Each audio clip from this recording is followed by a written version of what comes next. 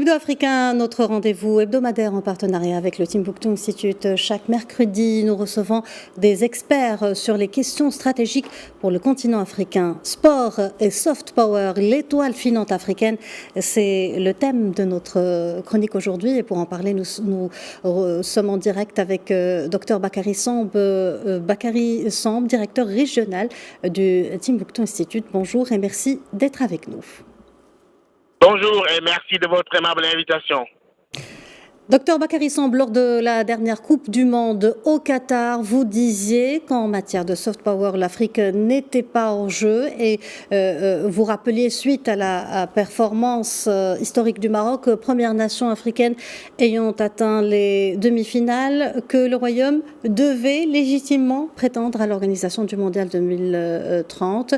C'est fait à l'occasion de la remise du CAF du prix de l'excellence récompensant les réalisations exceptionnelles de l'année 2022 au souverain marocain, le roi Mohamed VI. L'annonce de cette candidature a été officiellement faite dans le cadre d'un trio avec l'Espagne et le Portugal. Quelle est, selon vous, la portée d'un tel événement pour le continent?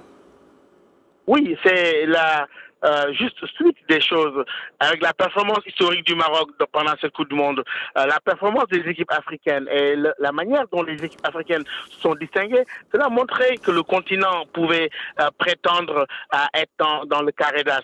Et ceci, je pense que cette candidature aujourd'hui montre que l'Afrique a tout ce qu'il faut pour prétendre à organiser un tel événement, d'autant plus qu'aujourd'hui, ce sont des pays européens comme l'Espagne et le Portugal qui font confiance au Maroc, qui, comme je le rappelle, est un middle power, c'est un pays émergent de l'Afrique qui pourrait dignement représenter le continent.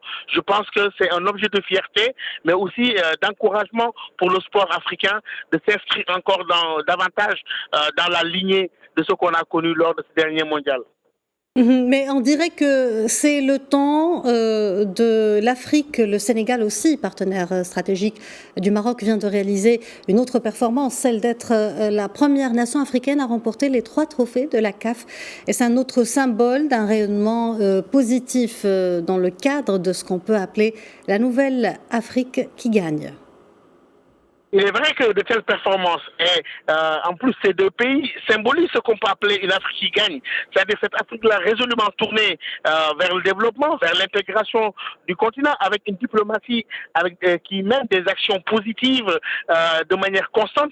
Je crois que c'est cette dynamique-là dont on a besoin aujourd'hui, de sortir de l'esprit de conflit, de sortir de l'esprit de confrontation entre nos pays, mais de s'inscrire résolument vers le progrès et vers une situation qui pousserait nos pays vers l'émergence avec des initiatives similaires. Et je pense que le sport est un moyen de booster cette énergie constructive et qui apparemment est notée aujourd'hui dans la démarche empruntée aussi bien par le Maroc que par le Sénégal. Avec la présidence sénégalaise de l'Union africaine, vous soulignez que l'Afrique s'impose désormais. Comment notre continent pourrait aujourd'hui transformer cette énergie, cet enthousiasme et ce dynamisme de sa jeunesse en véritable force motrice au service du développement? Oui, des événements comme j'en ai parlé tout à l'heure constituent parfois des déclics. Et ces déclics-là sont favorables à ce qu'on appelle des forces motrices qui poussent le continent vers l'avant, qui fait que l'Afrique aujourd'hui, avec son positionnement stratégique, du moment que ce continent aujourd'hui n'est plus seulement une variable d'ajustement, mais un continent qui s'exprime sur la scène internationale par le sport, par la créativité, par l'innovation, par le dynamisme de sa jeunesse.